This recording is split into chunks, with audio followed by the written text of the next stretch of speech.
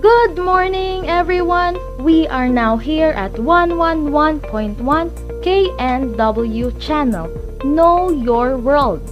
This is Emmy, your host, and time check, it's 8:30 in the morning of January 10, 2022.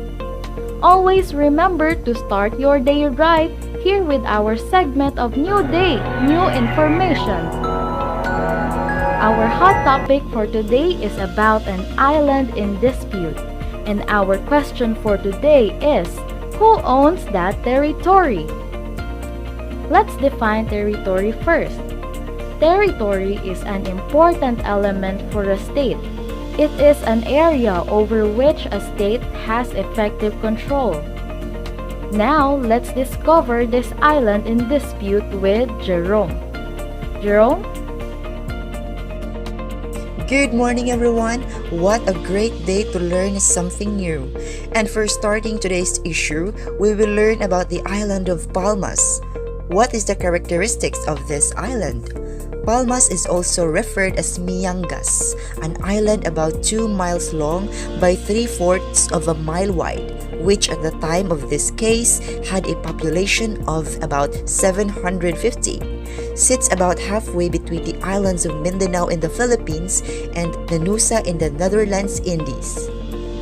This island is in dispute between the US and the Dutch.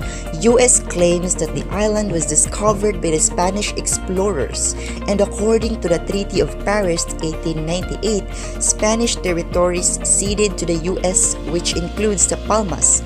Yet the Dutch argues that they have continuous and peaceful displays of sovereignty upon the island. Now, who will win the island? Let's now discover how to win or acquire an island.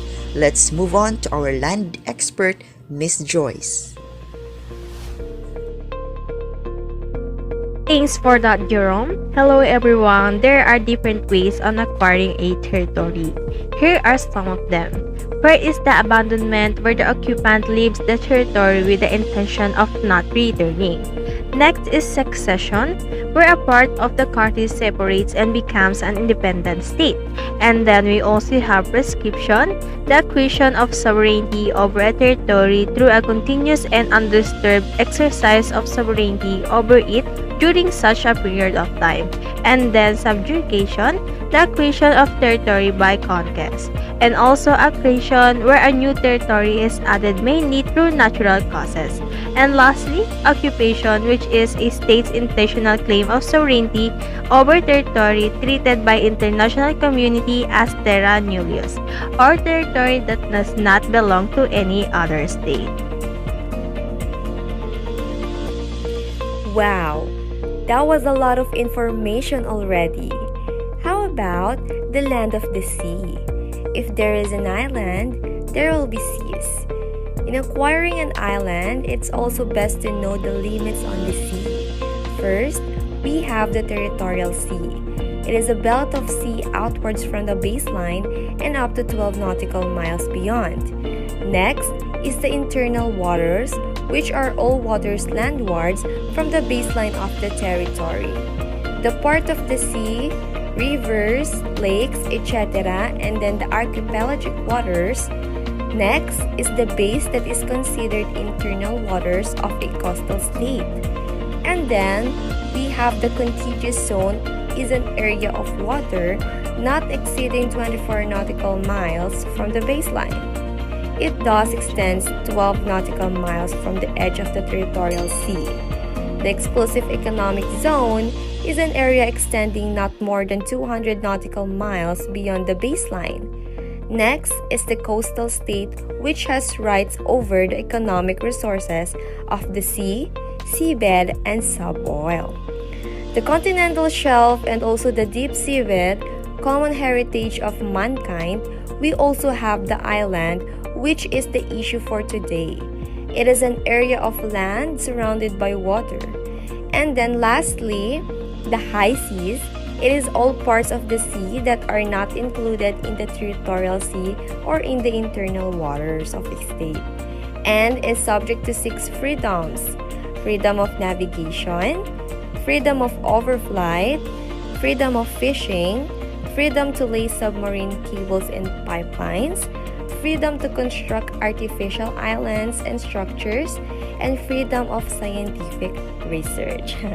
Oh, that was too much. Now, let's learn about the aerial. Back to you, Emmy. We are really getting a lot today already, but surely we have more. Aerial domain is also part of a territory. This is the airspace. After knowing your land, your waters, you need to consider the area above you. It includes the air directly above the state's terrestrial and fluvial domains, all the way up to where the outer space begins. Now we know these territorial domains, let's go back to our island in dispute, the Palmas case. Jerome, tell us what happened to the case. The Islands of Palmas case, who is the rightful owner? For the big reveal, the PCE ruled in the favor of the Netherlands. When another sovereign begins to exercise continuous and actual sovereignty and the discoverer of such territory does not contest the claim, the claim by the sovereign that exercises authority is then greater than a title based on discovery. Sometimes, the deserving one is not for who discovered it, but it's for who takes care of it. Thank you, Jerome. That is such a wonderful way of ending today's segment.